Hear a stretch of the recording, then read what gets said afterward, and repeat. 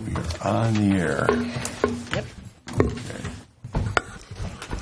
Good evening, Rolling Meadows. This is the January 23rd, 2018 City Council meeting. It is 7:30 p.m. Please rise for the Pledge of Allegiance and flag. I pledge allegiance to the flag of the United States of America and to the republic for which it stands, one nation, under God, indivisible, with liberty and justice for all.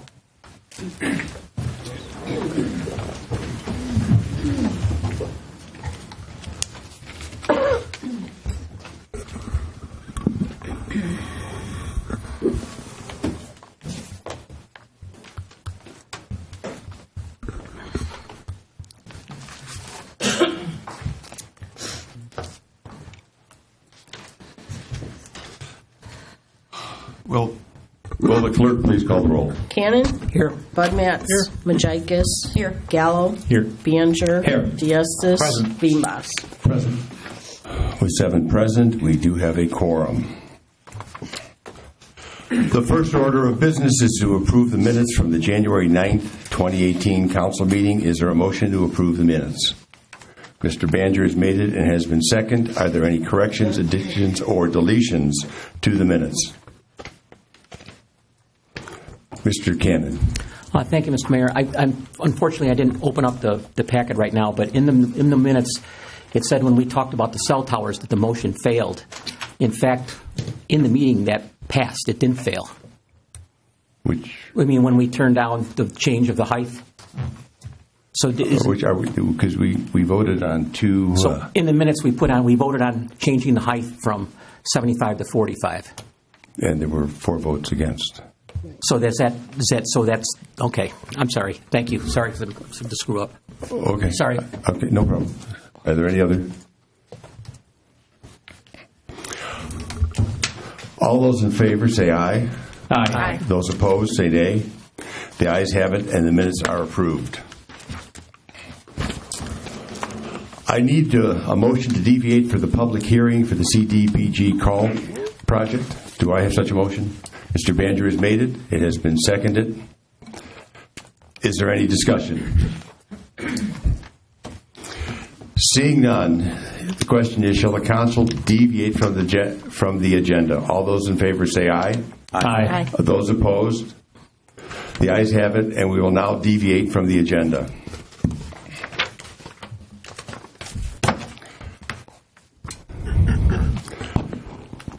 The Cook County Bureau of Administration requires the City of Rolling Meadows to hold a public hearing regarding the use of Cook County Community Development Block Grant funds.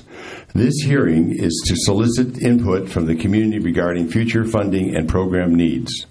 Let it be shown that the public hearing opened up at 7:33 on Tuesday, January 23rd, 2018. The Cook County Community Development Block Grant Program funds a variety of needs, some of which include single-family rehabilitation, fair housing activities, housing counseling, affordable housing opportunities, infrastructure improvements, commercial rehabilitation, capital improvements, and public service activities. The City of Rolling Meadows encourages any interested parties or organizations to present any current or future requests or ideas regarding the use of Cook County Community Development Block Grant funds. The City of Rolling Meadows City Council will be requested to approve any Community Development Block Grant project applications at a regularly scheduled meeting in late March or early April 2018. To meet the schedule as established by the Cook County Bureau of Administration, the City is required to follow the established procedures of the Cook County Community Development Block Grant regarding projects, submittal, and established limitations on funding. The City of Rolling Meadows will also consider any revisions to its 5-year plan on file with the Cook County Department of Planning and Development at a future City Council meeting. Is there anyone in the audience who wishes to speak regarding the Cook County Community Development Block Grant Program? Seeing none, let the record show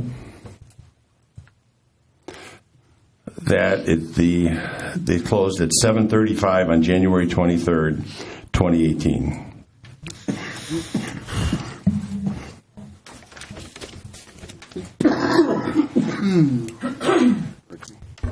You want my water? No. Okay, thank you.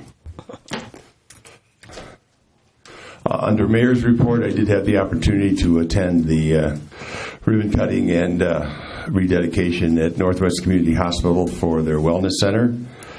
And it's quite a facility, and we do have a number of residents from Rolling Meadows that do use that facility. Are there any ward reports? Seeing none, this brings us to the part of the meeting that is open to the public for 20 minutes.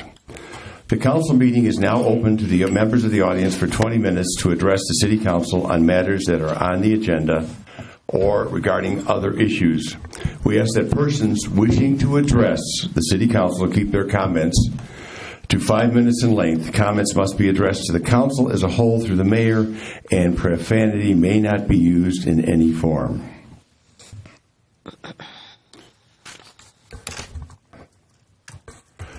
First gentleman up is Mr. Fritz Duda.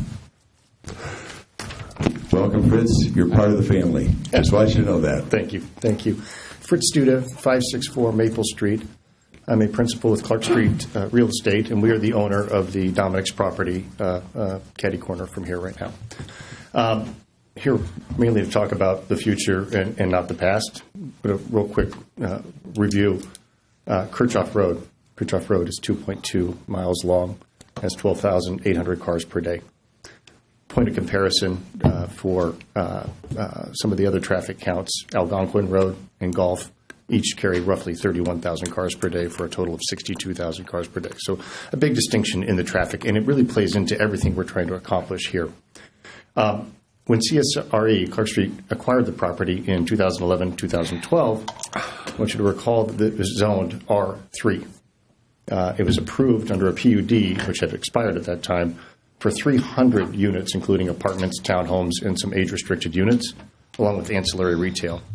That project never was built, obviously.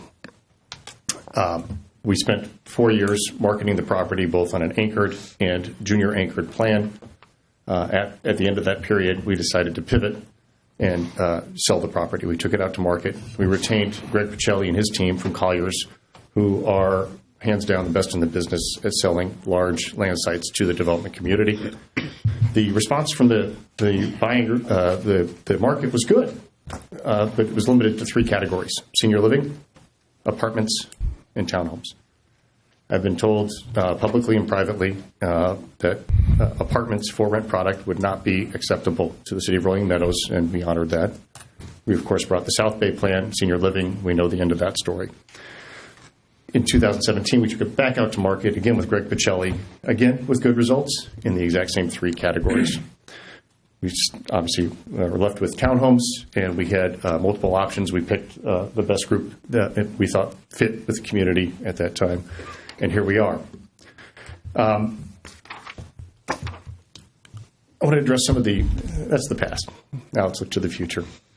At P&Z, there was some discombobulation, maybe, primarily because we didn't actually submit materials regarding the commercial property. As you know, I've sent you a memo just yesterday with some conceptual site plans to show what is possible on the property. It's a very fair question out of P&Z.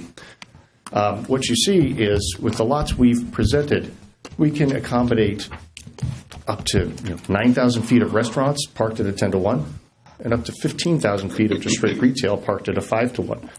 10-to-1 and 5-to-1 are industry norms. They're zoning standards in many communities across the United States. The width of my commercial property on the front is about 400 feet. As a commercial developer, we look for lots that are roughly 200 feet. That gives me 2 lots. The depth of the property really is dictated by the site planning. In urban downtown development, green development, developers are tucking parking in the rear. They're not having seas of asphalt. We've laid out 2 rows of parking, a drive aisle, building depths, sidewalks, and we end up at 150 And these guys have been very generous, and we're now at 163, 164 feet in depth. So really the depth of the lots is dictated by the plan itself. Retailers want access and visibility. Those are the two things, buzzwords you'll always hear. They want to sit broadside to the street. They don't want to sit long and deep. We've laid out plans, and I won't review my memo. Hopefully you had an opportunity to read it. But we've laid out plans that really work pretty well, both pedestrian-friendly, more traditional, as well as certain boxes if a user were to say, hey, I have to have a square. You know, how does the geometry work? All of these plans work on the site that we're keeping. We're committed to work with the city and Arthur Corner to market these properties as soon as they're approved for sale, for lease, or build to suit. We'll hire the best in the business. There's 2 or 3 logical candidates out there to take those out to market. We're ready to get to work.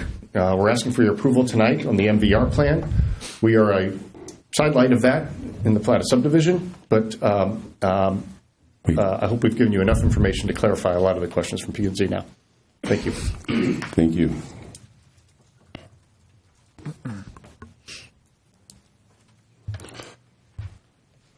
The next gentleman up is Greg Pacelli.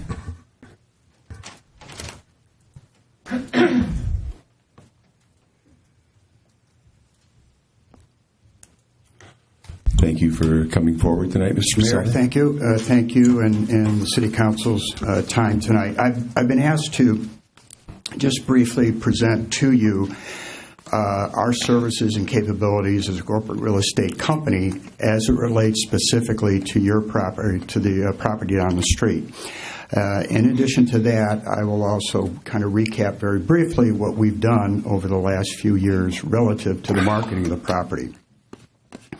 I am an executive vice president with Colliers International. We are, as the name implies, an international corporate real estate company. We have 460 some offices around the world and 110 offices here in the United States. But more specifically, our office in Chicago, we have 2 main offices in Chicago, downtown and out near the airport, are responsible for much of the Midwest marketing for Colliers International.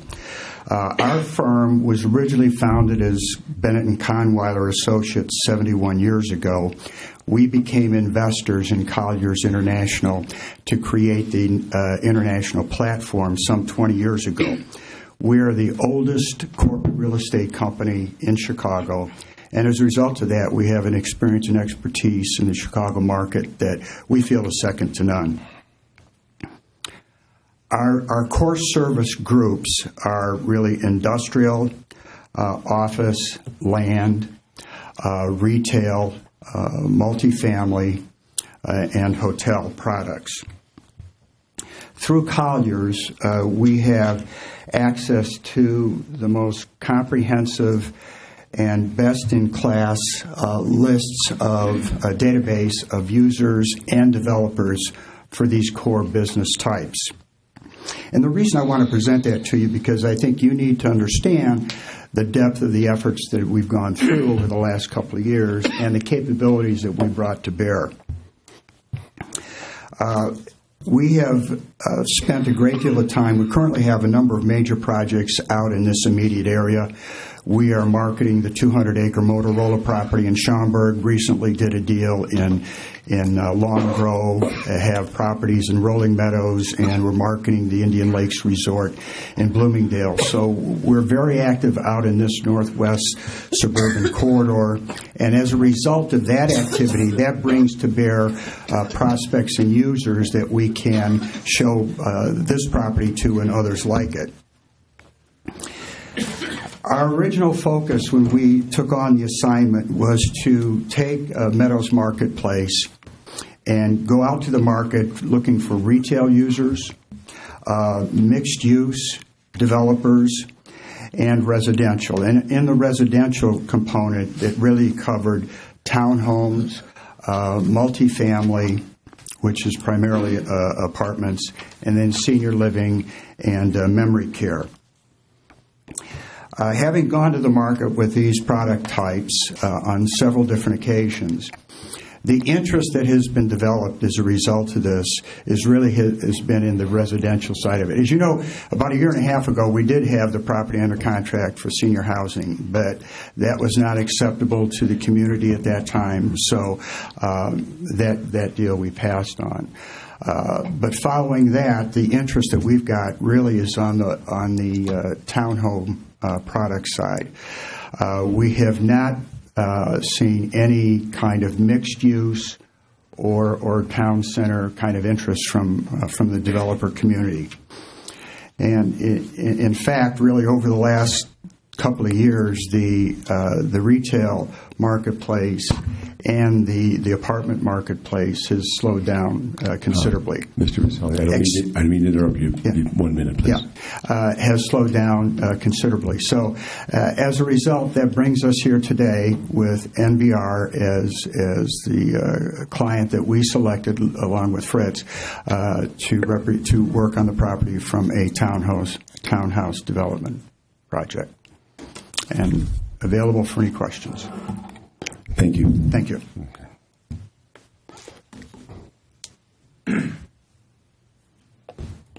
The next gentleman on the sign-in sheet is Scott Slayton. Shelton. Thank you. Good evening, Mayor, City Council. My name is Scott Shelton, 850 East Deal Road with Naperville. I'm with Ryan Homes. As the ultimate builder in the project, I just want to take a few minutes to highlight some of the project. My colleague Andrew will talk a little bit more about some of the technical aspects. But we continue to believe, our strong belief that Meadow Square will serve a market need for lifestyle-oriented, quality new construction in a great location. The price points are expected to range from the high 200s to the mid 300s, serving largely young professionals as well as buyers desiring a more low-maintenance lifestyle. Our townhome products that we offer, that Ryan Homes will be selling, will be for sale only. They will be 3-bedroom units ranging in 1,600 to approximately 2,000 square feet. A mix of rear and front loaded, providing a nice variety of streetscape and floor plan variety as well. The front elevations are varied so they can avoid monotony, but yet have a consistent look through coordinated color schemes and brick color schemes as well. Our analysis that we provided to you using Naperville's school tables projected a limited impact on the school system, approximately 22 children, throughout all 113 proposed units. Thus, we believe it adds a significant number of residents to the downtown area without a large burden on the school system. These additional residents, we believe, can patronize the local businesses and ultimately provide an additional base of residents to further the commuter viability that Fritz talked about. We also project it could add up to about almost approximately $1 million worth of tax revenue for the various taxing bodies. As shown, it's projected to be 113 units, down from 120 from some original discussions we had here some time ago, and is in line with comparable density from several projects around the suburban area in Arlington Heights, Palatine, here, and also in Schaumburg. And I'll ask my colleague Andrew to talk further. I believe he's next on the list. Okay. Thank you. Andrew Mao. Thank you. Good evening. Andrew Mao with NVR Ryan Homes. I wanted to point out just a few key changes based off the most recent plan that we did based off the discussions from the Planning and Zoning Committee. The comments we heard were larger commercial site, parking in the northwest section of the community, or in the community for the guest parking, the few of the dead-end streets, which we would consider to be driveways, but they've been, so that was a concern, and then the unit count. Couple changes we've made, a few tweaks. We've increased the commercial by 13 feet in depth, as Fritz has already talked about, make that property even more viable. We've added 5 additional guest parking spots and moved a significant number of them up to the northwest, or a number of them up to that northwest quadrant to serve those residents. We've removed 2 of the dead-end streets to, and in doing so, we lost 2 units, but we made that commercial property larger. And finally, that eastern driveway curved that road around and made it more of a driveway as you typically see with this type of townhome product. These are all private drives, so they'll be, the maintenance will be uniform throughout. So I think these changes that we made addressed many of the concerns that the Planning and Zoning Commission brought up. We'll be here to answer any questions, and we also have our engineer. He's going to pass on making comments, but if you have any technical questions during the agenda item, he's here to answer those too. And thank you for coming forward.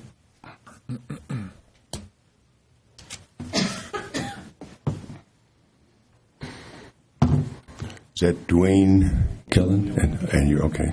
Thank you. That moves us on to Patty Callahan.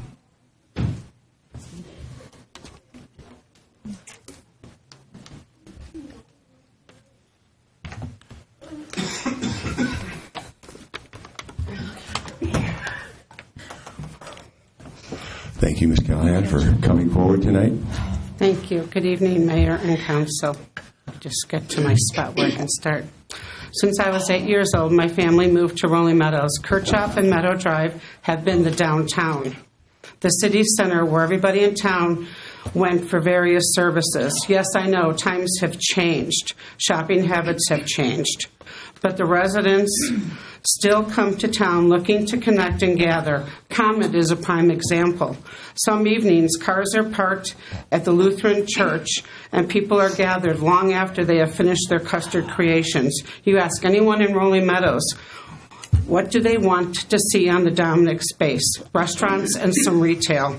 The current plan by Ryan Homes is offering 2 parcels, approximately 7.5 acres each. What does that provide in the way of building restaurants and retail, such as a family pizza place, one that serves breakfast through dinner? How about a restaurant with a bar in it, a place to go after council meetings for libations? The plan also lacks retail space that can bring the city in more property tax dollars and provide sales revenue. Retail habits may have changed since the early years of Rolling Meadows, but as long as people make money, But as long as people make money, people will spend money. 1 second, I lost my spot.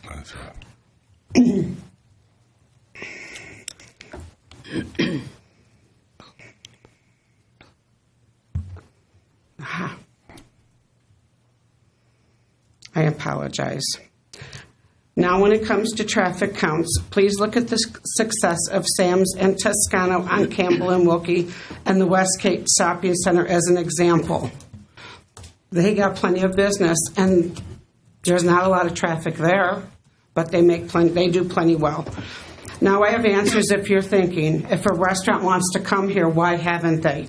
The only available space for a restaurant is about 2,000 square feet, and that's in the Jewel Shopping Center. The rent there is approximately $5,000 a month because I've called.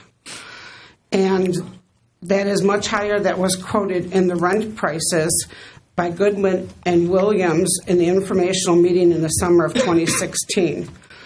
In 2011, during the Dominick's acquisition process, Fritz Duda spoke to the Daily Herald about Clark Street's plan for the Dominick space. He said it should be all retail, but we may need to do both residential and retail. But every time I looked on that website, that property was always marketed as retail. Before the property is rezoned and a plan for housing is accepted, let me ask this of the voting council. Have you yourself picked up the phone or typed an email asking a potential business to join the downtown? Have you yourself gone outside of Rolling Meadows for entertainment and dining? We've all talked about leakage before. How much of your money have you spent outside in Arlington Heights, Palatine, or Schaumburg that we could be spending in our own community and bringing in tax dollars? What is the overall impact going to be on our schools, our police department, and our fire department if more housing is brought in? And the other question I'm going to ask you is, I ask carefully, of the council members to think, not because you're tired of this property and you just want something there, but because of the history of once was and the vision of what can be. Please save the downtown. Thank you. Thank you, Ms. Callahan.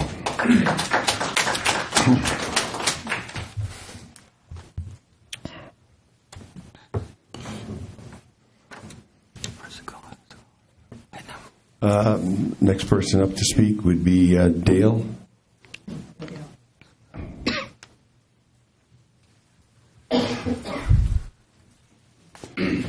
Hi, thanks. Good evening. Thank you for coming forward tonight. I've got probably just as Patty said most of it, but this is Rolling Meadows. We have to think of what's good for the town. We were here a couple years ago, and the council voted the way the residents wanted. Now we come in with another, Ryan Homes. They want to come. They're going to build their townhomes. They're going to sell them, and they're going to leave. What's left are the people that live here. And at the Planning and Zoning Commission, most of the comments were negative from the board. So they come there, they change a few little things. They give us an extra 13 feet. I was here one other time, and, why don't we have 2 or 3 acres residential and 7 or 8 acres commercial? We need tax dollars. The city just spent close to $1.5 million on a new fire truck and a new ambulance. We recently spent $1.2 or $1.3 million on property for a new fire station. All that's needed for the town. But where's the money coming from? You're going to get real estate taxes, but no real estate taxes. As far as the traffic's concerned, that's an old traffic study. I believe a new traffic study should be done. We've had a business survey done recently this past summer and by an independent party, and she come up with not too good news. We have to be more business friendly. We have to go out there. Mr. Diastis had mentioned something about incentives for restaurants. I haven't heard any more talk about it. Maybe we need some incentives. Here tonight, you're giving out another Class 7B. We're giving tips to multi-billion-dollar companies. Let's get together and maybe create another TIF district down there. Maybe get some commercial back. We're spending money in other towns, like Patty said. We're taking our money, spending it in other towns. They get the tax revenue. We don't. If all you guys are going to depend on is real estate taxes, you know what's going to happen to each and every one of our real estate taxes. They're going to keep going up and up and up. We have to find other ways where we can spend our money in our town to benefit our town. I strongly request and ask that the council vote no tonight. Thank you. Thank you for coming forward tonight. Mark Melhop.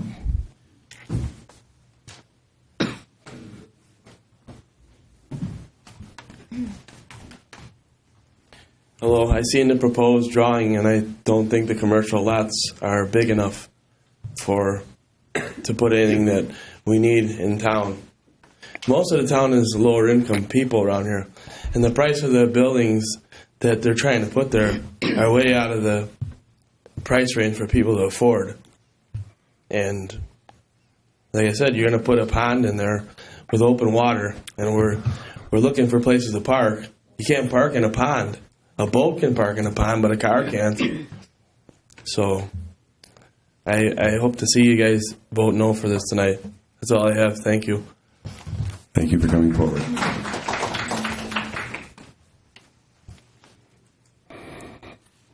That brings Mr. Steve Hollish forward, please. I didn't expect me up now.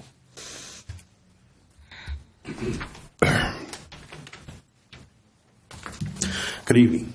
I'm going to get off base a little bit. Everybody else has been talking about Ryan Homes first. I'm going to talk about the reintroduction of the tower discussion tonight. I don't think that's necessary. You all voted for opposed in the last meeting. To change any of the information on the amendment to 45 feet means nothing. Those two items that were originally discussed, one was for the right-of-way utility easement, which is 45 feet, and everything else is going to be 75 feet. That's the way it should stand. I did a quick research on last time on towers around my house. This time I did towers around that actual property. And out of the 107 towers that are existent today, 16 are under 74 feet. That means everybody else would have had to come in and do a variance to go anywhere from 45 to 74, or 75, I'm sorry. And that's not going to happen. Providers are going to look at 75 as a minimum. That's what their normal coverage is based on. I just noticed 2 new antenna streams went up over by the fire station. They're at 85 feet.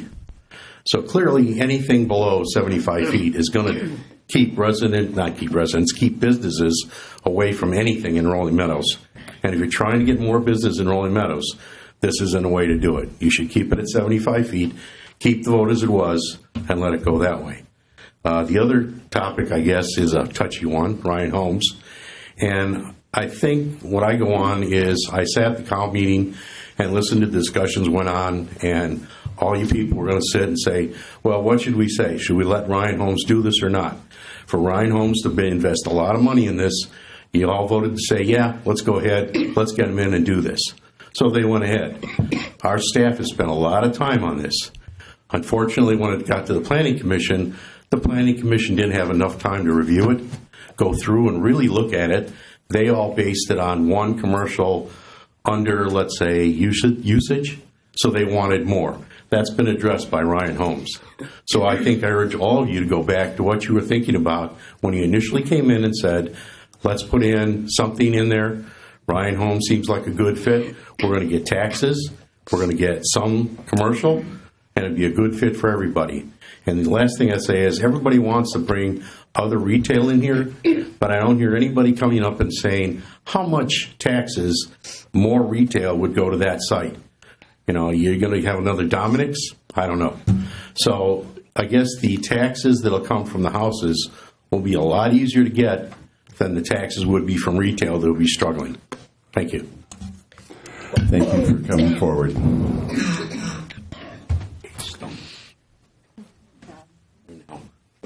Thank you.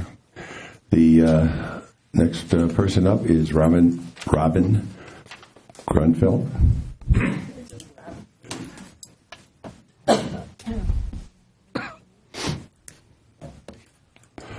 Thank you for coming forward tonight. Thank you for having me. It's on the cell towers, of course. I remembered. What we need is to change our zoning. I'm not worried about the height, but if we can change our zoning to make it precise and exact, so there's no gray areas, there's no loopholes, and anybody who has any questions, the zoning laws will be that specific. Mr. McCaw even mentioned they're not written as well as they should be. To lower the towers to 45, why not just lower the towers to 45 in residential/park? And then in your C1, 2, and 3, and your T1, 2, and M1 and 2, put your 75-foot towers in there. I think it's a good compromise, and it's almost like a win-win situation here. Nobody wins totally, nobody loses totally. That's what compromise is, and that's what we need. We're willing to work with all of you and to figure out these zoning laws, and we need to get them in place quickly before another cell tower would like to come along and put it up. There's one other thing that I'd like to mention, that in some cities, they're lowering them or not even letting towers go into R1 and parks. And they're also saying, okay, you can put it in commercial and all the other zonings that you have, but it's got to be a certain distance away from residential property lines. So, like I said, we're willing to, sit on a committee, do anything we can to get these zoning laws put in place and really clarify and be specific about it. So just give us a call. Thank you. Thank you for coming forward tonight.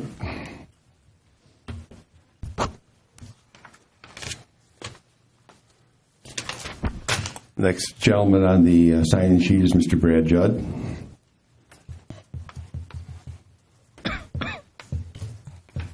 Good evening, Mr. Mayor and Council. It's been a while since I've been around and talking, so I apologize if I'm a little rough tonight. But I've invested a lot of time in the last 12 years on this property, and starting off with the Bristol Moran back in 2005 until now. And one of the things that I've always been an opponent of is apartments. I know some people have talked about them, and people think that they're a viable solution, but they're not. They're going to be a lot more dense if we were to put something like that in here. We're going to end up with a lot more traffic. We're going to end up with less impact on schools with the project that we have now versus putting in apartments. I think if I recall, Bristol was somewhere around 300 apartments, 240 apartments. There's also going to be a higher tax base if we take the Ryan Homes versus apartments, and there's less impact on the city services, from Ryan versus the other apartments, and more disposable income. And that's really where people spend money. A lot of people bring up Arlington Heights, Palatine, Buffalo Grove, and how those places all have not necessarily Buffalo Grove, but Mount Prospect, have train stations. And that's why the downtowns have survived. But those train stations were here for a number of years. Where it really started taking off is when disposable income came, and they had the people living there, and they used that money in the town versus apartments. I think this is a good project for the city. I think it's going to increase the property tax revenues to the city. It's going to have minimal impact on city services. If we look at, the road is supposed to be taken care of by the HOA, so we're not going to have a plow in there. You're going to have fire and police and fire, but that's going to be across the board anywhere you go. The schools are taken care of because, as you see in the packet, I think Ryan says it's roughly $20,000 or $30,000 per student that we're going to be putting into the schools. We're going to increase the property values of the surrounding area. If you get apartments come in there, that's not going to help the property values of the surrounding community, but you get townhouses, that's going to help it. You're also going to get more money from the real estate transfer tax as we sell these properties across the time. You look at a lot of apartment complexes, they sit by the same owner for a number of years. South Bay was going to do the same thing, hold on to that property for a number of years. You don't get the transfer taxes. The increase in disposable income is also going to help across the board. We've got numerous vacancies in the Jewel. We have a lot right across the street. We have things that people can come in and do if they want to do it from a business perspective. And if we get this disposable income up, people are going to spend that money accordingly. You also have the young people, the young professionals. This is what they're kind of gauging this for, as they did for Lexington. And as these people come in, if they're just a single couple, no children, as they start to have children, realize what a great community this is, they're going to go out and purchase the properties that are around here. They're going to say, I want a yard, I want a driveway for my family. They're going to take care of that. One of the things that was brought up in the Plan Commission is the study that extrapolated from a professor over at Harper about the commercial, from a state level and a county level. One of the things is the author didn't bring that to municipal level. There's a reason for that, because commercial, when it's looked at, is more from the Gallagher type standpoint. It's more from Oichi that we brought in as well, and it's bringing jobs. Retail doesn't necessarily bring jobs. It brings a little bit of tax revenue, but it doesn't necessarily bring jobs. You can't always extrapolate from the macroeconomics down to the microeconomics. They don't always come through the same. So, when we say, okay, we're going to put retail in here, that doesn't necessarily, say that all these things are going to, all these benefits from the other issues of having residential in there is going to be the same. I think what we need to think about is the Plan Commission. It seems to me like they were a little bit out of line. If you look at the minutes, most of the votes were, I want more retail. I want a bigger retail space. But that was never... 1 minute. Okay. Just to let you know, sir. So I think, I'll leave that for later. I think one of the things we need to be cognizant of is, the odds of Clark Street suing us if we don't go through with this are pretty good.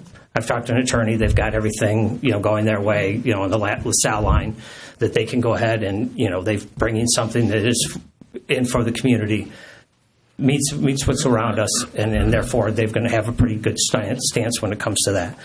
The last thing, Mr. Mayor, I think you've been noticeably absent from this whole entire process as to whether or not you are supporting the project or not supporting the project. And I would really think that it would be nice to people in this room, as well as all of the residents, for you to come out and say before the vote tonight whether or not you're supporting this project or not, and not use this as political gamemanship for the upcoming mayoral election. Thank you very much for your time. Thank you, Mr. Judd. The last person speaking is Craig Carlson.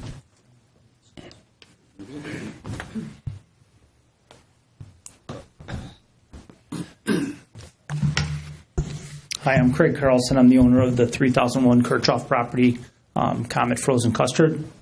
I am coming here tonight to ask the City Council to vote no on the zoning changes at this time.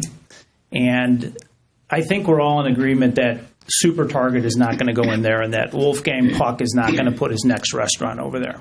And that goes without saying.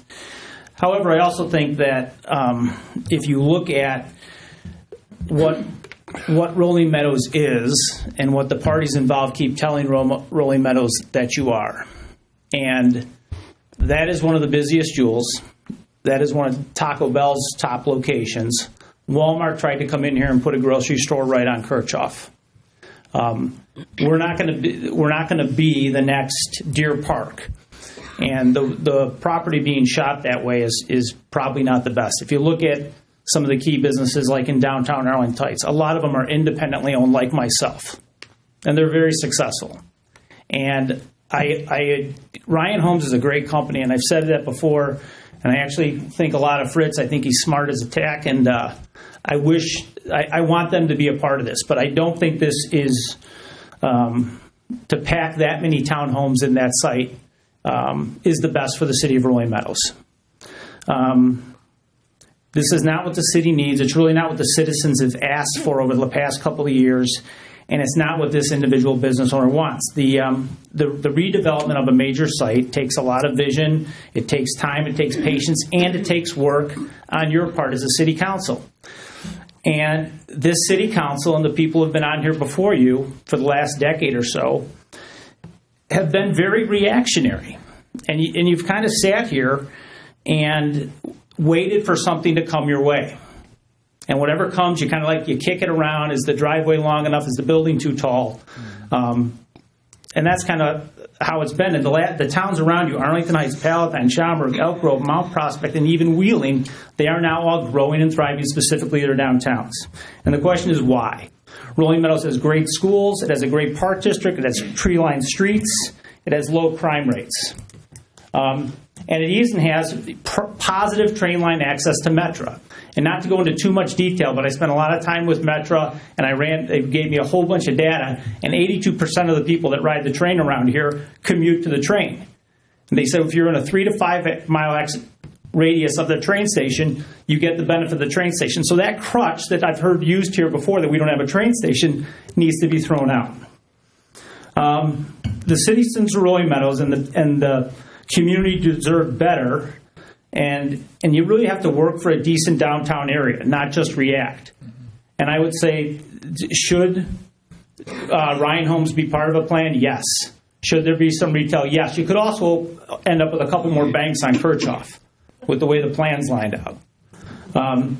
So I would say, this is a strategic decision with permanent implications. A no vote last night, a no vote for tonight, is somewhat temporary. I didn't know anything about a lawsuit. I hope that doesn't happen. But let's get it right for this key piece of property.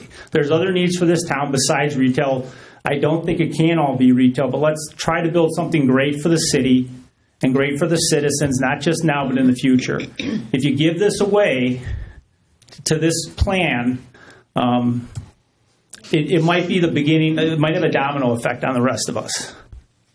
And I hope you think about it, and I hope you're a little bit more progressive, looking what you want to do with that entire site. Thank you. Thank you for coming forward.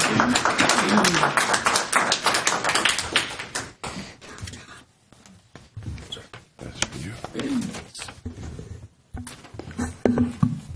This brings us to the council, brings the council to ordinances for second reading. Ordinance A, amend the code to allow the city manager to sign documents for second reading. This is in for a second reading. This ordinance, if adopted, would allow the city council to execute on behalf of the city certain contracts for entertainment, equipment, and supplies for the community events, along with contracts where the amount to be paid by the city is less than $10,000. Is there a motion to adopt this ordinance? Mr. Banger has made it. There's been a second.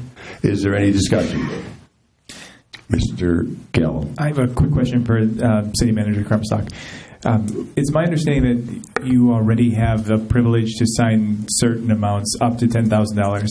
And so what would make this different specifically? Part of it is the number of contracts that have been coming up for community events, and there's a gray area that City Attorney Jim McCall and I talked about that this just clears it up and takes care of that overall. Okay, thank you. Are there any more questions for discussion? Seeing none, will the clerk please call the roll? Bud Matts? Yes. Majikis? Yes. Gallo? Yes. Banger? Yes. Diastis? Yes. Veenbos? Yes. Cannon? Yes. 7 in favor, none opposed. The ordinance is adopted.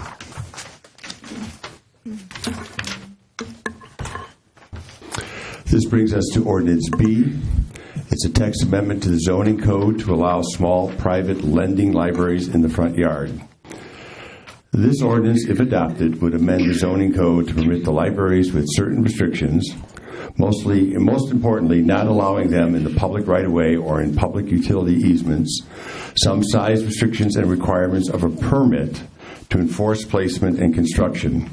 At its meeting held on Tuesday, December 5th, 2017, the Planning and Zoning Commission voted 8-1 to approve the ordinance. Excuse me. Regarding small private lending libraries in the front yard. Is there a motion to adopt this ordinance? Mr. Cannon has made it. Mr. Banger has seconded. Is there any discussion? Seeing none, will the clerk please call the roll? Majikis? Yes. Gallo? Yes. Banger? Yes. Diastis? Yes. Veenbos? Yes. Cannon? Bud Matts? Yes. 7 in favor, none opposed. The ordinance is adopted. Ordinance C is to amend the code with respect to its policy against discrimination and harassment, including sexual harassment for elected officials and commission members. Staff was requested at the last City Council meeting to draft a discrimination and harassment policy, including sexual harassment, which would be applicable to the elected and appointed officials of the city. The attached ordinance will serve that purpose to apply to elected and appointed officials. Is there a motion to adopt this ordinance? So moved, Mr. Mayor. Mr. Diastis has made that motion. It has been seconded. Is there any discussion? Seeing none, will the clerk please call the roll? Gallo? Yes. Banger? Yes. Diastis? Yes. Veenbos? Absolutely. Cannon? Yes. Bud Matts? Yes. Majikis? Yes. 7 in favor, none opposed. The ordinance is adopted.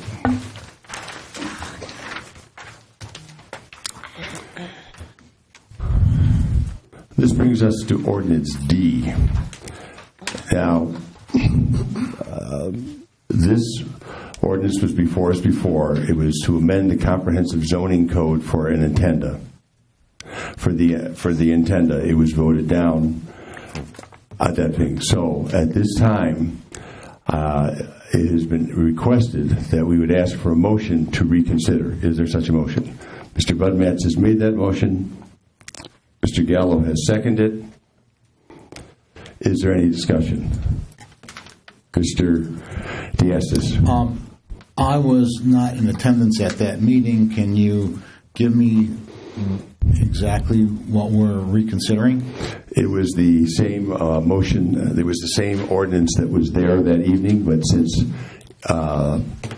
there were 3 members of the council absent, this will simply, a motion to reconsider will bring it back on the agenda, and you will have the opportunity to discuss it and vote on it just as if it was appearing for the first time. Alderman Diastis, the biggest part is from the 75 to the 45. Was that your question, the 75 to 45, or why it's on for reconsideration? Both. Okay, it's on for reconsideration because there were 3 members of the council that were absent, and it was the ordinance to move it from 75 feet to 45 feet. So this is simply to bring the ordinance forward. Okay. Is Mr. Cannon? Mr. Mayor, maybe some of my early confusion, maybe you can help me with this. So when we voted on it last time, we were told at the beginning of that meeting that we had a quorum. Yes. And we voted 4-0 to turn this down. Correct. So explain to me why it comes back then. This is a parliamentary procedure. If a ordinance is voted down, only the people who voted that evening against it can make a motion and a second to bring it back so the entire council will have an opportunity to vote on it. So Mr. Budmats has made that motion. Mr. Gallo has seconded. He will need a quorum for it to move forward to be back at status as first reading. So you're saying that one of the 4 of us requested to bring this back? Yes. Are you allowed to say who did?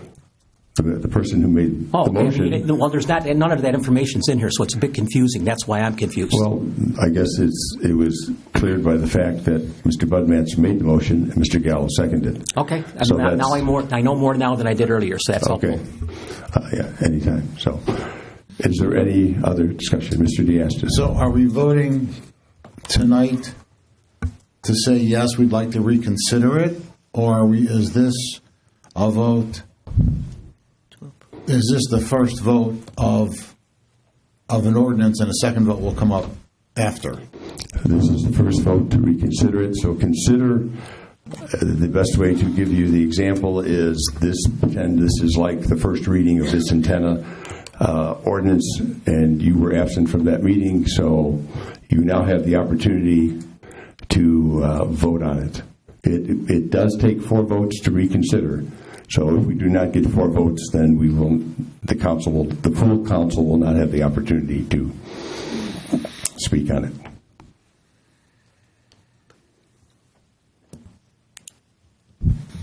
Mr. Cannon. So, Mr. Mayor, again, I'm sorry for being so confused, but this is just really different from what we've done in the past. So when we had brought this up before, when 3 of the members were absent, no one seemed to voice any objections that night, and obviously they're entitled to do that. So I guess if people object to this, I would just like to hear what they have to say, because I don't know what's going on. That can be done, but first we need to bring it forward so that it is like a regular amendment.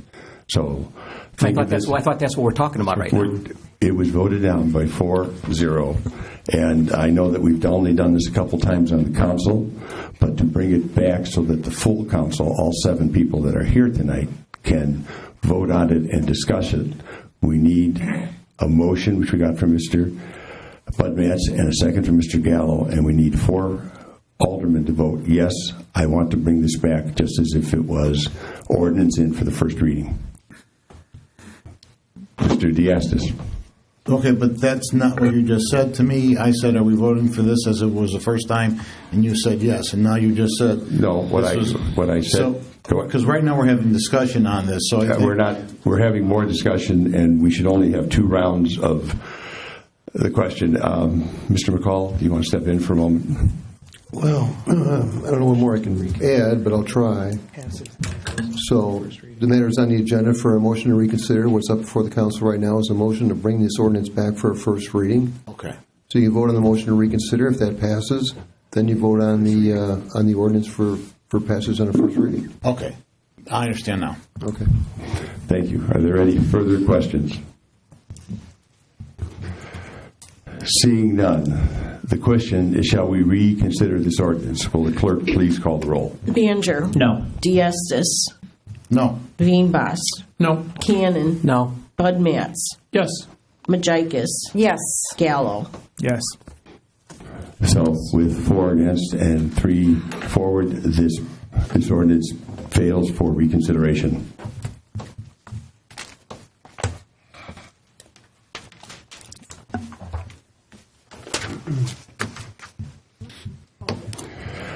This brings us next to the consent ordinances. It consists of 2 items, E and F.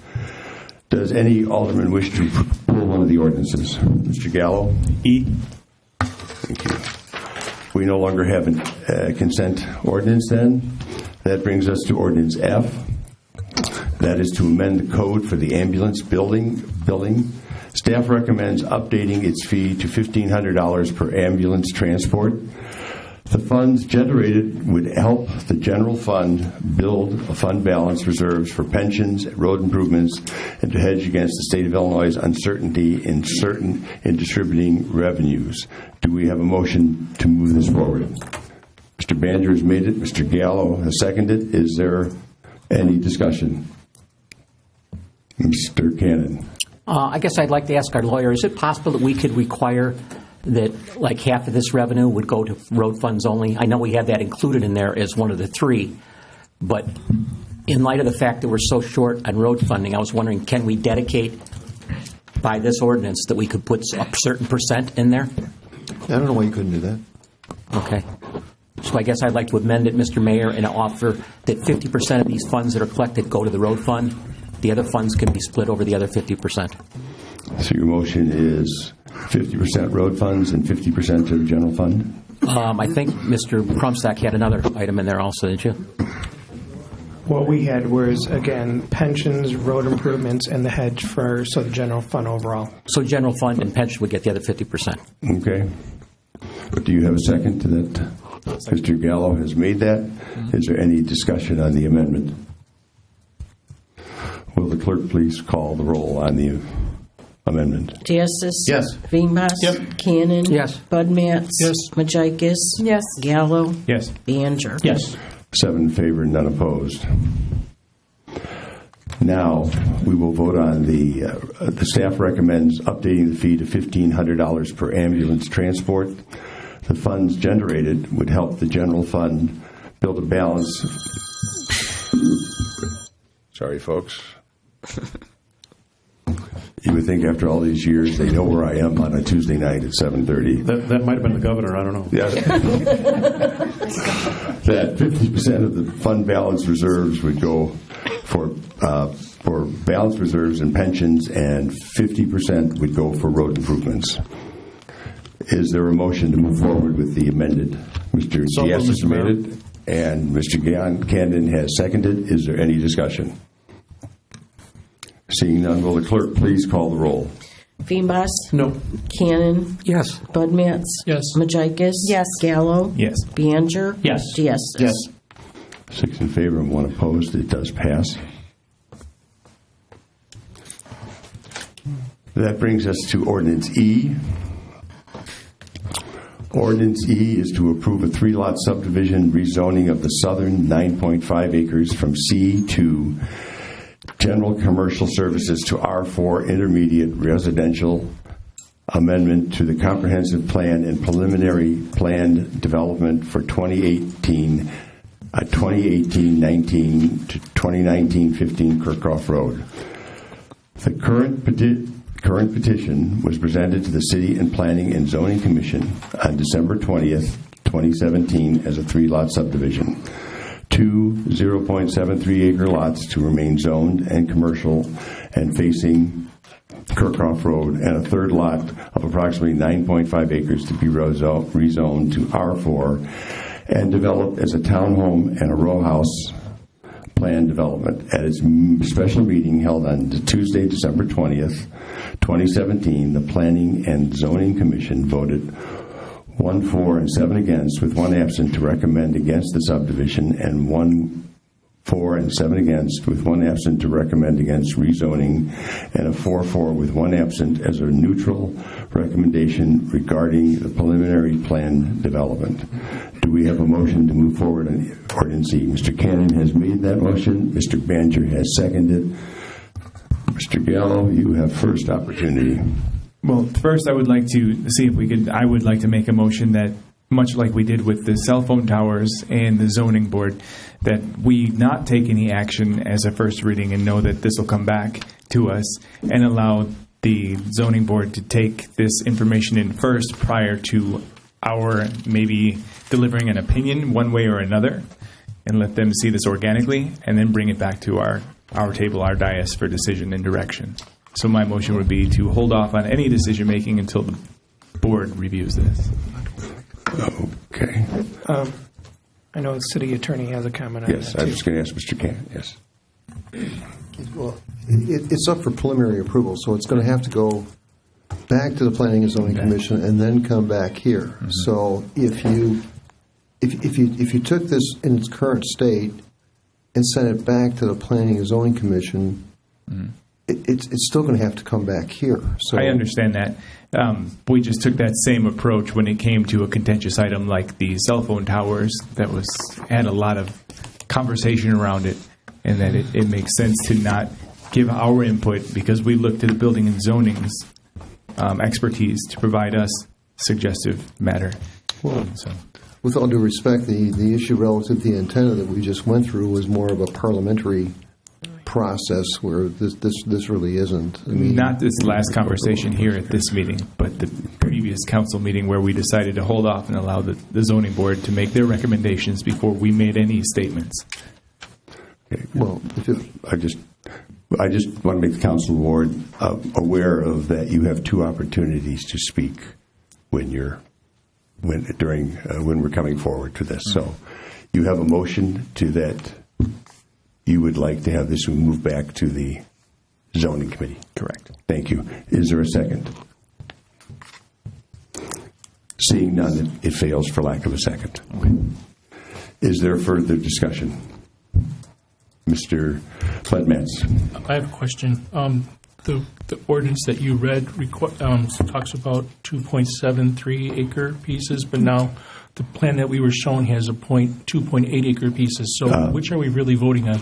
Was that sent out today or yesterday? As the city attorney would say, what you're actually approving is the preliminary approval, which is the 0.73 on the two lots that was actually looked at. So the final document that would go back, that first has to go back into the Planning and Zoning Commission before it comes back to you, would actually talk about everything that is in front of you with that new revised.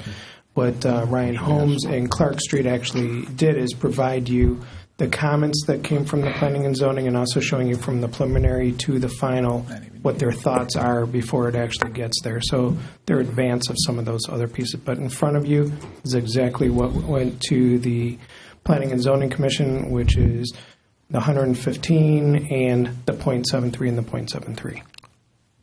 The question is that when we see this the next time, are we going to see 0.8 and 0.8 and then 113 townhomes? And is that going to be our second reading on that, or is that going to be our first reading on that ordinance? That would be actually on the final document that you will see when it gets back through the Planning and Zoning. So the next time you see this, it will still have what's in front of you for that second reading.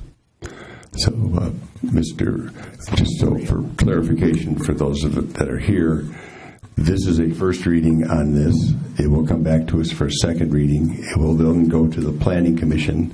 After it goes to the Planning Commission, it will come back to us for another first reading and then a second reading on the recommendations of the Planning Committee. So there will be a total of 5 times that this will be reviewed, and there'll be an opportunity for input either from the council or the Planning Commission. Is that helpful? A little bit, but one more question. If I voted yes this time, yes next time, it has no bearing on anything because we're still going to get a bite of this apple when it comes back with the plan That is correct. That's correct, yes. Waste of time. Okay. So we're going to spin our wheel. Why? Okay. Why not that? So I just wanted to make sure that folks understood that tonight is just one part of the process. Yes, Mr. Mayor, Beanbass. Yes, sir. can we amend this to put in the accurate information as Alderman Budmatz just mentioned? Can you put the correct acres in? Would you? I want to make a motion to do that. Hold on, Mr. Can we do that? Mr. Call. The zoning code provides that, in the route that the developer here took was to pursue a preliminary approval, which is a scaled down version of what they would ultimately provide for. That went through the Planning and Zoning Commission. That needs to come here, And we do it all the time. But once that plan gets revised and the details relative to final plan approval, which are much more specific than what was currently here and currently before the Planning and Zoning Commission, that's why it has to go back to the Planning and Zoning Commission and it has to come back here. Okay. Well, that's the process. All right. Thank you. Sure. So, are there further? Mr. Diastis. So can we adjust this now so that we are voting on this, which is going to be closer to what planning and zoning is going to get, and or can we not make amendments on that now? I believe what Mr. Excuse me, please. We just quiet from the audience, please. Thank you. I appreciate it.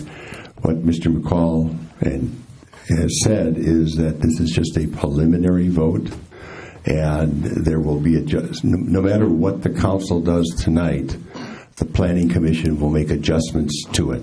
So it could be 0.8, it could be 0.85, it could be a number of changes. They could say, we don't want 112, we only want 100 units, and then it'll come back to us. So I think what Mr. McCall's saying is that we can make all the little nuances that we might like tonight, but when it goes back to the Planning Commission, they will adjust everything that we may have done, and it'll be the final time when it comes back 2 more times. Does that answer your question, Mr. Diastis? No, because the question was, can we make changes on this? So the answer is, yes, we can make an amendment to this, or no, we can't. Yes, you could, but the zoning commission will probably have the last say. So Tim made a motion. So I know Jim wants to talk, but I have another comment too, and I'll let you talk, and then I'll go ahead, Jim. Had they gone through and submitted for final approval, I understand the back and forth of all this, I truly do. But had they submitted for final approval, you would have this ordinance up for a first reading and second reading, and it would be done. It would not go back to the Planning and Zoning Commission. Had they made these relatively minor adjustments, I'm going to call them minor, I don't think they're really that substantive that I would normally send it back to the Planning and Zoning Commission. But that's the path that it's on, and it's not a process that the council's unfamiliar with. We grant preliminary subdivision approval, and then it comes back for final approval. We do that frequently. So this isn't an abnormal process, but it's the process that was put in place. Overall, what we're trying to say is you have a process in front of you that disposes of the preliminary documents that are the .73 and the .73 and the 115. No matter what happens after the preliminary, the final has to come back to the Planning and Zoning and to the City Council. That's the one that would have all these other items.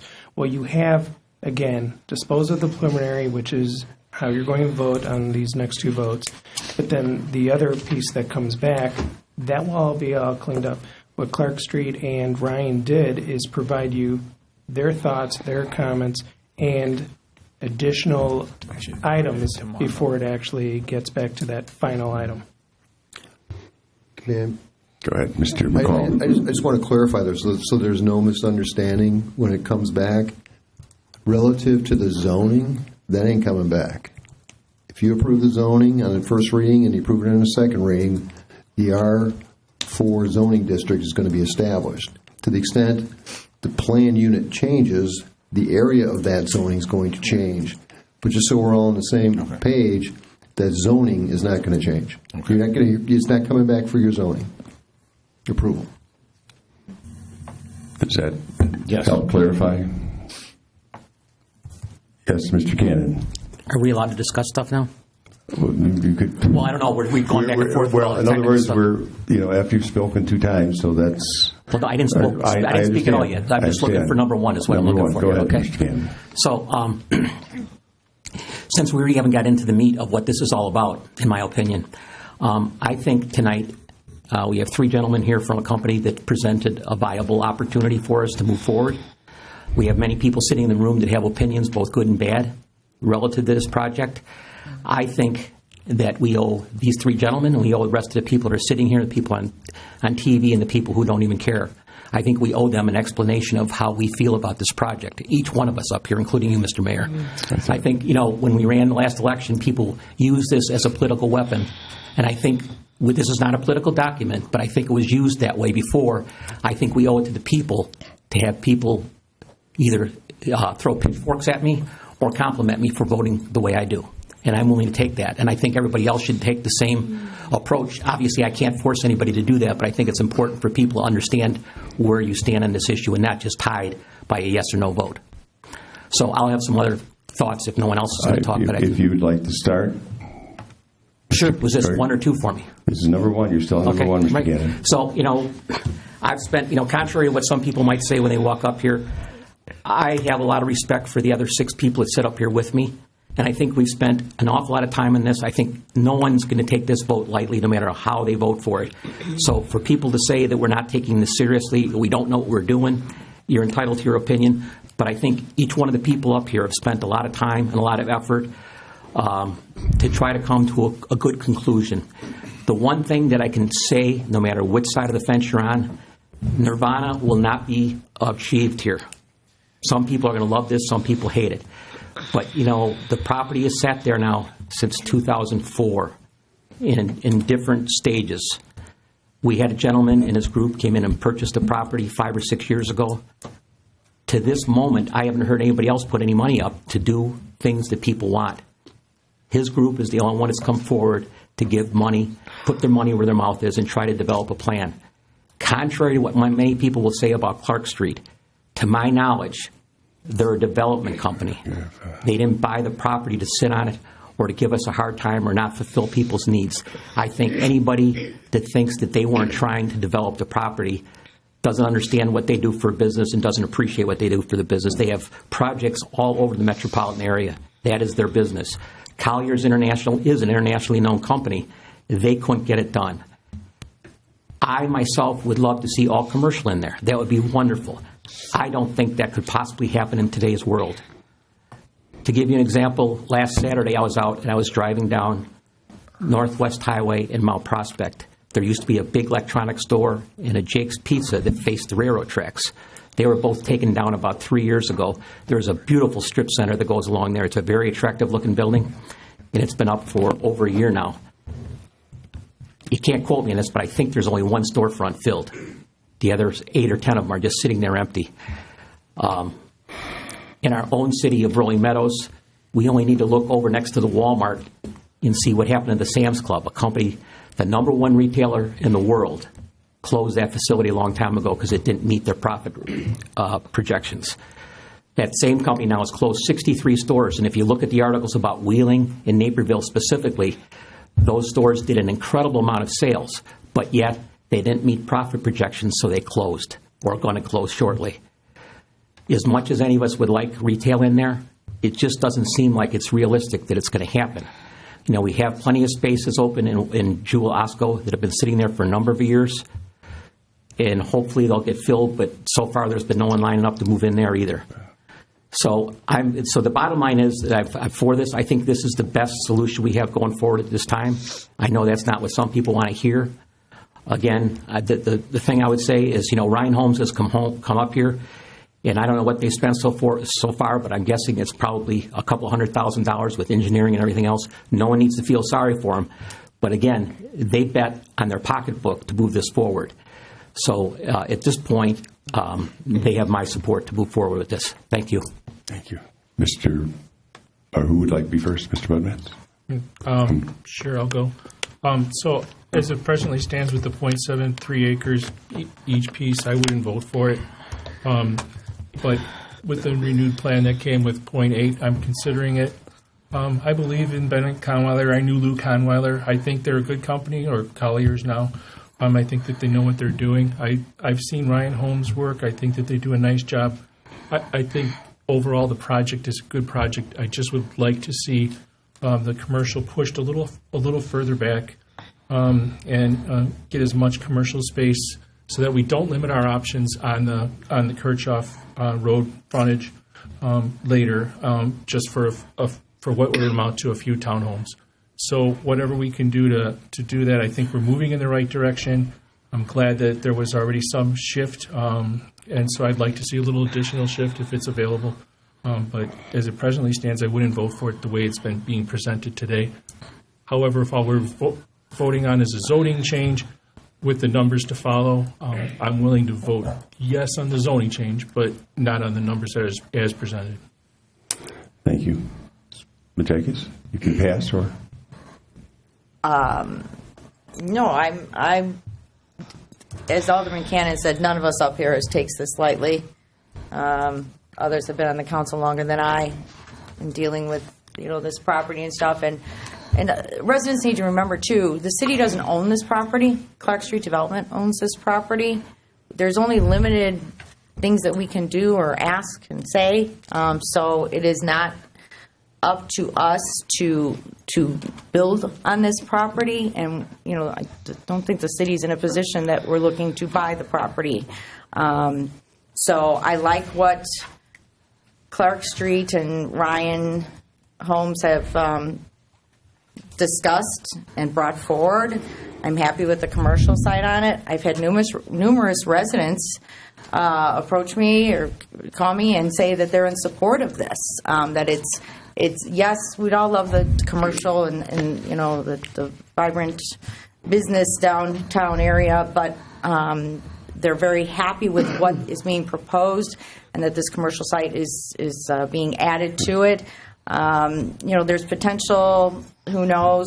The city owns the lot kitty corner from here. Who knows what's going to happen with that? Fire Station 15, when that goes, we'll have that lot. So there's going to be other possibilities going on for more development of commercial in the city. So I'm in support of this.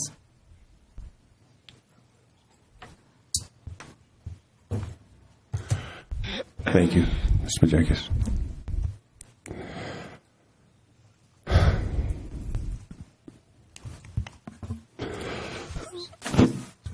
Does anyone else want to speak? Mr. Banger? Thank you. It shouldn't come as any surprise that I'm in support of this. I, again, think it's the market at work here. Obviously, I thought that was the case for South Bay, but we sent them packing.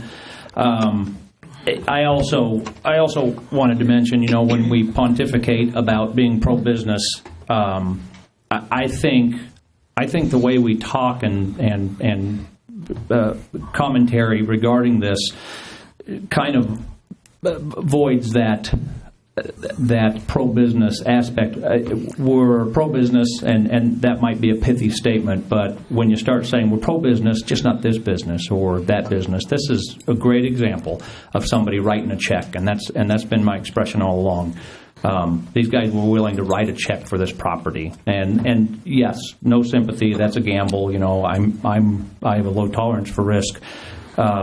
These guys have more of a tolerance for risk, and they've been out there for several years waiting to develop this, and they finally brought something forward that hopefully will move forward, and I'm going to vote for it in order to move it forward.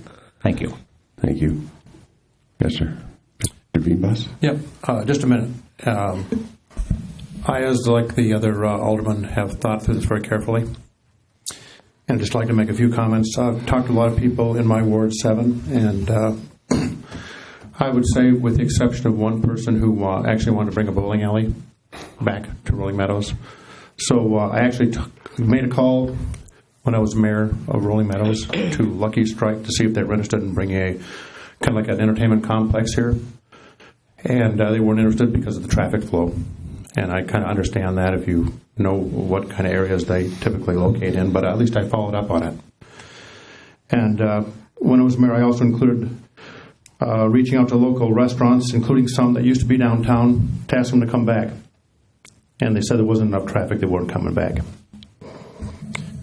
I also got a hold of some other sports activity complexes to see if they were interested, and once again, they did not have any interest.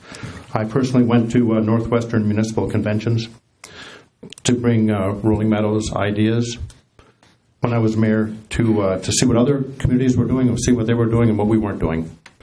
And they did a lot more marketing than us, did a lot more work than us, but at the end of the day, they certainly had a lot more to offer in the areas that they were trying to develop than what we had presently. So I was the one to help initiate getting Martha Corner here to become our business advocate, and there were two parts of that. Number one was to retain the businesses that are here, that we found out that there was some criticism about how we were treating them, and we worked on action plans to improve that, as well as work on new businesses to come. And I know she's done a lot of work with Mr. Crumstock, but at the end of the day, we haven't gotten too far with respect to this Kirkhoff property. So I just want to say that in addition to the survey we did, and we learned a whole heck of a lot, I personally met with Mr. Duda a number of times, both as alderman and as mayor. I helped initiate the fact that we want to put commercial businesses in front of this area. And I tried to get and negotiate as much acreage as we could. And actually, I can see whoever's been talking to Mr. Duda and his group, you've actually had more commercial than what I originally saw. And that was in, I believe, in November of about a year ago. In fact, I'm the one who also recommended that we don't bring this to the council until we added new aldermen. It was an election year. We're going to get a new mayor, a new alderman. And I asked Mr. Duda to put everything on hold until we got a new bunch of aldermen here. So here we are. I'm in support of this. Mr. Duda, you've done your best to bring us more commercial property in the front, and I'll be supporting this. That's all. Thank you. More comments? Mr. Yes. Sure, I'll be the fifth. No, we don't take this lightly. Yes, I've seen Bristol Moran come up with 300 units, high density, high tall buildings, and more commercial. And people said, no, we don't want that. I saw Uncle Joe's come up, and they went belly up. I saw South Bay come up, and there was a swell of people saying, no, we don't want that. And I voted against that. And tonight we've had 3 residents and a business owner say they don't want it, and we had 2 residents say they do want it. And I've studied this a lot, and much like Mrs. Majikis, and the other members of the council, sure, I'd love to see more commercial, but I think Mr. Duda and the folks from Ryan have heard the same things we have heard, and they've tried to do their best. They're giving us 2 restaurants, or sites for 2 restaurants, or sites for up to 12 shops. I think we should be looking forward and not looking backward any longer. We've got sites here, Ms. Majika said, we've got a site kitty corner, we've got a firehouse site coming up, and we've lost sight of the area at Golf in Algonquin. That's the moneymaker for the city right now. That's where we should be focusing our attention. There's a big old warehouse there that we should find the money to buy that out, and now we control that and put something in there. Stop waiting around. We waited for this for a long time, and we've gotten a good project, but I think we need to be forward-looking. We need to look at Plum Grove Road. We need to look at Golf. We need to look at Algonquin. We need to look at the open spaces along Algonquin. We need to be forward-looking and stop dwelling on the past. The past is over. I will support this. I spoke with our city attorney, Mr. Gallo. You qualify for one comment. Yeah. Thank you. Technically, I spoke multiple times, but about one subject, so I have one more opportunity to speak. Alderman Diastis, this is the second time I've heard you make this statement. Once was being a resident and a citizen out in the seats, hearing you say we need to, as a city, dedicate an employee and an individual to take time to focus on developing and building the community and be forward-thinking. And that was the first time that inspired me to get up here, because the lack of proactivity that I saw occurring on our council. And I hear you repeating this, and it's a Groundhog Day, because nothing has changed since that last time. Here we are with you making a proclamation that we need to dedicate ourselves to finding somebody to find the lot to make that magic piece fit, right? And I feel, No, I didn't say that. excuse me, but I feel no. I'm just Mr. Gallo. Rhetorically. So one at a time, and just so you understand, Mr. Diastis will have the opportunity to respond. Yes, I hope so. And so rhetorically, with that statement, I feel a little bit disheartened that we as a city, from the first time over a year ago with the South Bay issue, haven't spent more time working with Fritz and his company to develop this beyond townhouses. And it's nice to have traffic studies and hear things about density. And I work with smart city initiatives and with the autonomous vehicle industry. And at a time when you guys talk about having saturated streets, we're working to have less vehicles on the road that get people to where they need to be smarter. We're working in an area where the world is quickly changing, specifically with regard to technology. It impacts our environment. It impacts our industry, the type of jobs available, and the type of safety, security, and our living space. And forward-thinking people and businesses recognize their communities need to be on top of this. But if you can't recognize it and others can't recognize it, then we won't be a city of choice. And we're not making the right choice if we recarve this for residential use right now without exploring new technologies and initiatives that we can apply here commercially. We're not doing it properly. I would vote no as it stands. Thank you. Mr. Diastis, you have the opportunity to respond. I do not wish to respond. Thank you. Is there any other discussion? Will the clerk please call the roll? Are you going to say anything? Pardon me? Are you going to say anything? Are you going to say anything? I don't need to say anything. I'm just asking. I will say that I am disappointed that this has become a political football for a couple members of the council tonight, and that does sadden me. But you know what? I will make the same comment that I have made before when I was sitting in that seat, is that I would like to see this property go back at 50% of it being townhomes or upscale townhomes and 50% of commercial development. I have told that to Mr. Duda on a number of occasions, and I think, Fritz, you will agree from the very beginning, I've been very honest and open with you and told you how I felt. I have also had a discussion with Ryan Holmes, and I do believe I mentioned it to you on more than one occasion that I believe that there should be more commercial development in there, and I thought that the density was too high. So that has not changed since I sat in that chair over next to you, Mr. Cannon, and it won't change now. Will the clerk please call the roll? Cannon? Can you refresh? I'm not sure exactly can you word what we're voting on here now? We're on Ordinance E, and we're going to proceed to vote on Ordinance E. So yes. Yes. To move it forward. To move it forward for second reading. So Cannon, yes. Yes. Bud Matts? No. Majikis? Yes. Gallo? No. Baner? Yes. Diastis? Yes. Veenbos? Yep. With 5 forward and 2 opposed, the ordinance does move forward for a second reading.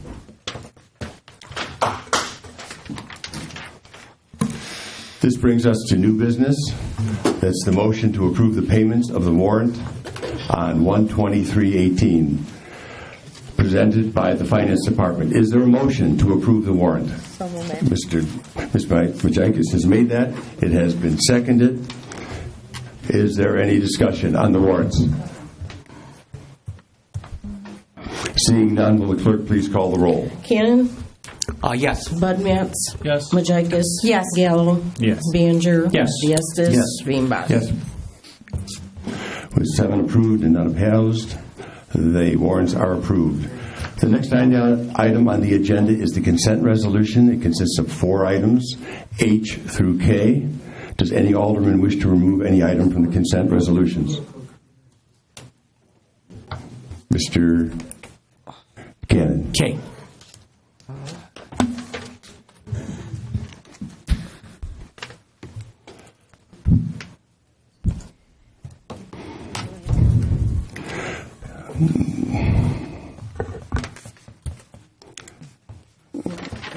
Okay. Any others? Okay. The chair declares it in order for one motion to consider all three resolutions in one motion without a debate. Is there such a motion? So, Mr. Ms. Majikis has made it. Mr. Feenbos has seconded it. The question is, shall all three resolutions be adopted?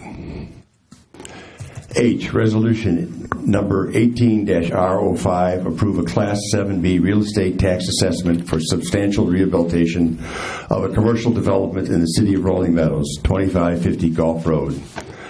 This was postponed on January 19th council meeting. This resolution, if adopted, would support a Cook County Class 7B real estate tax assessment classification for the property, commonly known as 2550 West Gulf Road, Rolling Meadows, Illinois. I is resolution number 18-R-07, approved purchase of 3 police vehicles. This resolution, if adopted, would authorize the purchase of 3 replacement vehicles which will be utilized for the police department patrol and police administration. These vehicles have been reviewed and supported for replacement by the Vehicle Replacement Committee. J, this resolution, if adopted, would authorize the purchase of a new 2018 refuse truck for the Public Works Department, which will be utilized by the Streets and Refuse Division. This vehicle has been reviewed and supported for replacement by the Vehicle Replacement Committee. Will the clerk please call the roll? Bud Matts? Yes. Majikis? Yes. Gallo? Yes. Baner? Yes. Chiestis? Yes. Veenbos? Yes. Cannon? Yes. 7 approved and none opposed. Those move forward. This brings us to Resolution K, approve the purchase of a trackless vehicle. This resolution, if adopted, would authorize the purchase of a 2017 trackless remanufactured MT5 tractor for the Public Works Department. This equipment has been reviewed and supported for replacement by the Vehicle Replacement Committee.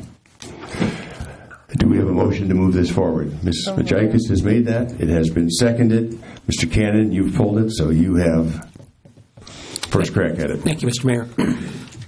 I guess a couple of things. I'm on the Vehicle Replacement Committee, and we did have a discussion about this vehicle, but I have some concerns. But the thing the first concern I have is that now all of a sudden we're buying a remanufactured thing. We did not talk about that in the Vehicle Replacement Committee. So I guess I'd like a little bit of an explanation of what it means to be remanufactured. And I guess another question I would have to go along with that, could you explain to the council in general what a ribbon blower is, please? And how much we use it. Mr. Horn? Yes, thank you, Mayor. A ribbon blower is basically like a snow blower that would go on the front attachment. It's usually for heavier snow or heavier snows, larger snowfall events. And the item regarding the remanufactured unit, is my understanding they're not very often available. There's usually less than a half dozen available per year throughout the nation. They're usually only for companies that went out of business when the units were relatively new or repossessions. The company doesn't typically remanufacture units that are older and beat up. So there's usually less than a half dozen. We were going to bring that item to the Vehicle Replacement Committee in February to discuss it, but there are only 4 left nationwide, and we did not want to lose the opportunity to present it to the City Council.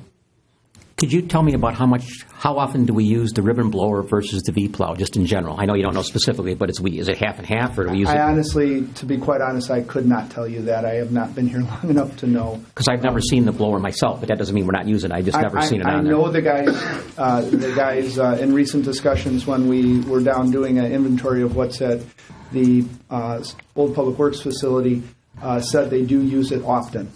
As far as the specifics of that, I cannot tell you at this time, but I'd be happy to get that information. It's not that. I hear what you're saying. Thanks. I guess the last comments I would make, I was really troubled by this when we were talking about it in vehicle replacement, only because it's not so much that I'm against the vehicle, but we're spending $100,000 for a vehicle we use a handful of times every year.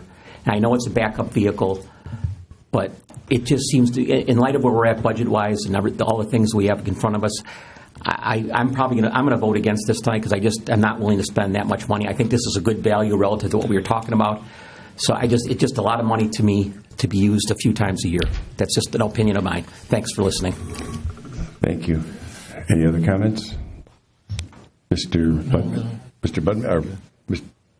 Budmetz from the Vehicle Replacement Committee, did you wish to speak? Yeah, we, as a committee, we talked about this. We voted on it. I know, Mike, that you objected to it at the time, or you weren't as crazy about it, but they really pushed for this. They said that the last one they've had for like 25 years or something. And so it's not like if we can spend $100,000 and keep a piece of equipment for 25 years, it's $4,000 a year. So I really, even though it gets used infrequently, I see its value, and if we can save enough money by buying a remanufactured unit and get that additional savings, I would say we should jump on it while we can. Thank you, Mr. Budmetz. Mr. Diaz. Thank you. My question was going to be, how much are we saving buying a remanufactured unit? About $40,000. The manufactured unit is $81,000. The brand new unit off the NJPA is about $120,000. It's about $40,000. So by buying a reman, we also get the blower and the V-plow? Correct, sir. Yes. Because otherwise we couldn't get those things. Absolutely true. Thank you. Any further questions from anyone? Will the clerk please call the roll then? Majikis? Yes. Gallo? Yes. Banter? Yes. Diastis? Yes. Veenbos? Yes. Cannon? No. Budmetz? Yes. 6 in favor and 1 opposed. This resolution moves forward. That brings us to the other business and reports. The mayor's appointments, I have none. There's no proclamations. Does the city clerk have a report? No, Mr. Mayor. Okay, this brings us to staff reports. Community and items of interest. Mr. Kostock. Thank you very much, Mayor and City Council. We actually only have a few items to mention. Obviously, the first one is that we still have the Holiday Light Recycling Program going here at City Hall. It goes all the way into February 16th of this year. The next part, because it's the end of the year, or end of the month, I should say, and we do have a fifth Tuesday of the month, which is very rare, but it is the last Tuesday for City Council for us. And we do mention what's coming up for February committee meetings. So Economic Development Committee will be meeting Tuesday, February 6th at 6 p.m. here in the council chambers. Tentatively, they're scheduled new business feedback and contact distribution. The 2017 Economic Development Review and New Business Summary will take place. That's actually something that we do at Economic Development Committee before we actually bring that to the City Council. And then we will also have a basic discussion about the city lot across City Hall that has actually been mentioned. That's on the Kirchhoff and Owl Drive property. Obviously, the Business Advocate will do highlights since we last met, and continued the restaurant incentive discussion with the Economic Development Committee. And obviously, that needs to be completed at the EDC before it actually comes back to the City Council. And then items of interest, Chamber of Commerce update, and any other items that we have. And then also that night, Planning and Zoning Commission will be meeting Tuesday, February 6th at 7:30 in the council chambers.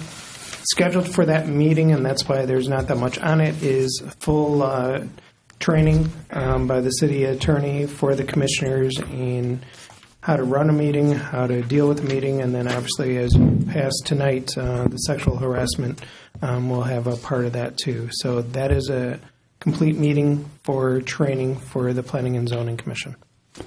Thank you, Mr. Crumstock. You're up again. New business, December? For December 2017, we finished with 7 new businesses. There were 6 overall non-home occupation and 1 home occupation, and I would leave it at that. Nothing to really note on this list. Thank you. The staff advisory report for January 2018. Hi, Fred. Thank you, Mayor. The report, Traffic Review Committee did meet in January. The report is attached for your review. 2 specific items of note. Staff is working with the Cook County Highway Department regarding a pedestrian issue along Euclid Avenue. And Old Plum Grove Road at Brockway Street, one of our police officers is working with the school to address a pedestrian issue, traffic signal issue in that area. Thank you. Are there matters not on the agenda this evening? Mr. Cannon. Thank you, Mr. Mayor. I just want to remind you, Mr. Mayor, that I'm not going to be here the next meeting, so I don't know if you want to postpone the second reading of the... Go ahead. I'm just asking. I don't know if we should, move push back the second reading, or if that's necessary? We've already had that discussion, yes. If you're not going to be here, we'll move it back to the next meeting. Okay. Yeah, I just want to make sure you knew, Yes, that's all. technically it has to show up on the agenda and then it can be tabled by the city council at that Great. point in time. Right. But it has to follow the procedure. It has to be on the agenda. Great. Thank you for your consideration. Thank you. You will. Anybody else? Matters not on the agenda? Yes. Sorry, Mr. Budmats. Several times tonight I've heard about how we have old information about a vehicle traffic study on Kirchhoff and how many cars are actually going back and forth. It seems to be in everybody's best interest to have an accurate idea of what the new totals are. We have a bunch of people living in new townhomes, so we really don't know what our traffic is there, it seems like, and it would be to everybody's benefit, including ours, to, if we're pushing somebody saying, hey, we want to put a restaurant here, we can at least give them maybe possibly a higher number than 12,500. So I don't know if this is the best time of year to do that, or how long it takes to do that, or how much money it costs, but if those are all reasonable things, and if it's something that we can easily accomplish, I'd like to make a motion that we do so. No. We'll get you We can't. We'll get additional information on that. Can that be a staff report? Yeah, we can get a staff report. We can talk to our engineers and get you numbers. And How long could we get this done by the next time, the second reading?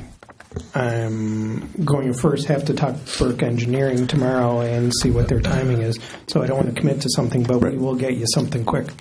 Okay. If you could, after you speak with Burke, send out a memo to all members of the council to let them know what the status is. Yeah, that's the idea. Okay. Thank you. Any other matters not on the agenda? There is a request to go into closed session for personnel, number 5 ILCS 120-2C1 of the Illinois Open Meeting Act. This is a request to go into closed session. It does require a motion and a roll call. Do I have a motion? Mr. Diastis has made it, and it has been seconded. Is there any discussion? Seeing none, will the clerk please call the roll? Gallo? Yes. Baner? Yes. Diastis? Sure. Veenbos? Yes. Cannon? Yes. Budmats? Yes. Majikis? 7 in favor, none opposed. We will now enter into closed session. The audience and the press are advised that we do not anticipate taking any action upon returning to open session.